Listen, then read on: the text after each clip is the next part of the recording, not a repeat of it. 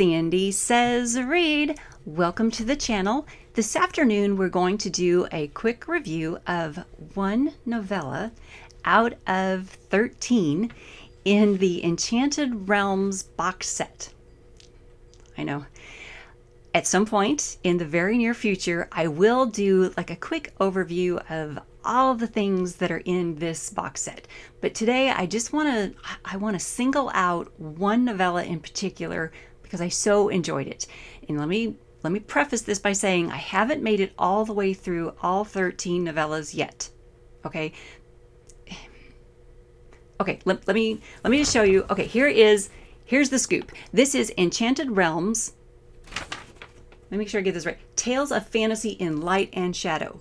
I tend to want to say shadow and light, but it's light and shadow. Tales of Fantasy in Light and Shadow. 13 authors wrote a novella to include in this anthology, in this box set. I was one of them, but there are 12 other authors in here, and I'm going to name them off for you and tell you the titles of their stories. And at some point in the very near future, I'm going to do an overview of the whole box set and talk to you a little bit about each novella and kind of give you a feel for, a flavor for what's going on with this box set, because it's pretty awesome.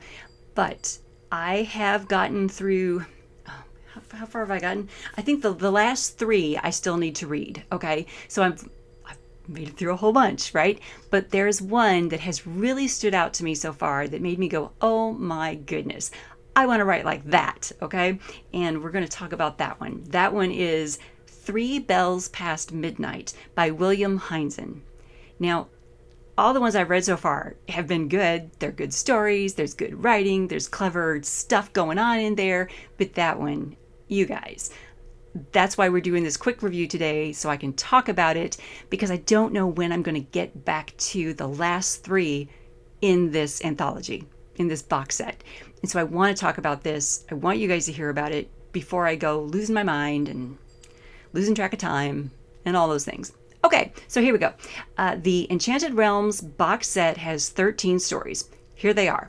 The Last Page by Richard Fierce, Rogues and Warlocks by R. Kyle Hanna, A Noteworthy Enchantment by Jean Hart, 3 Bells Past Midnight by William Heinzen, Return of Ancients by Kenyon T. Henry, Empress Mara, Rise to Empire by Abigail Keem, Dagger of Orion by J. L. Lawrence. Oops, hang on guys, sorry.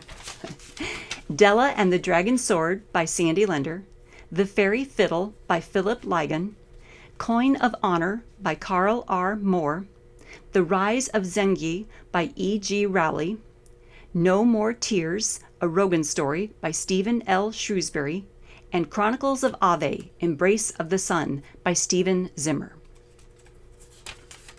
All right, now the one I want to talk to you about today in the couple of minutes left to me before my next task is 3 Bells Past Midnight by William Heinzen. Now, all of these are fantasy tales, so they fit into the fantasy umbrella, but each one of these stories is one of the subgenres of fantasy, right? Whether it's epic fantasy, action adventure, magical realism, there's steampunk, it runs the gamut, right? That one, the Noteworthy Enchantment, that one has like a fairy tale flavor to it, right? I mean, there's just all the different fantasy subgenres that you can think of. It just feels like they're all in here, right? It's very cool. This one had the 3 Bells Past Midnight had like a horror feel to it, as well as like a grimdark feel to it, as well as this action adventure feel to it. I enjoyed it very much. Okay, so the main character is Kel Yanthers, and Yanthers, I spelled this, guys, I can't read my writing. Yanthus. Kel Yanthus, and it starts with Kel has been kicked out of a tavern, right? There's a bard in the tavern telling a story that Kel has heard so many times before, and he's sick of hearing it. And so he's been kicked out because he was being rude.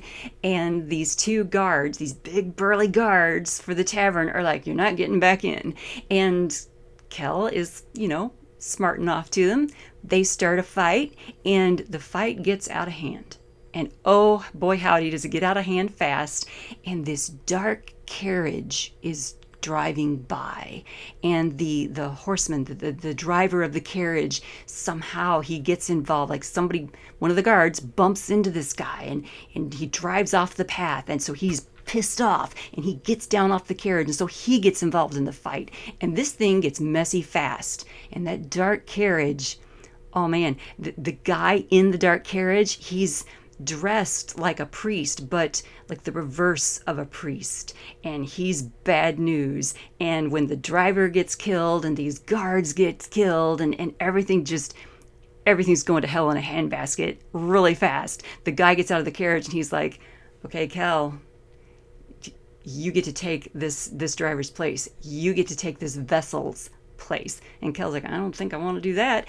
It just goes into fast forward into this like hectic motion all at once. I mean, it is fast paced. It is there is evil afoot, and Kel is just like thrust into this storyline of having to deal with these evil bits and pieces.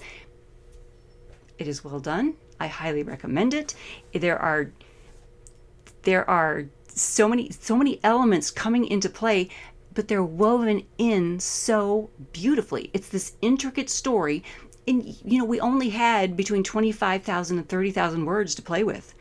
And he did a great job with it. William did an awesome job. I highly recommend the story. I recommend the whole thing. If you only read one story in there, other than mine, I recommend 3 Bells Past Midnight. Now, I will be doing a better review of the whole anthology, the whole box set, soon, hopefully soon, as soon as I can. Okay, but for now, that's the one that I was really impressed when I read that story. Really impressed with the way it came together. Really impressed with the way good versus evil. Wow. You will enjoy it as much as I did.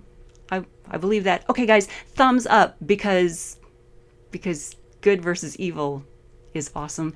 And yeah, thumbs up. And please click the bell notification icon so that you are notified each time I do this random crazy stuff. Thanks for tuning in.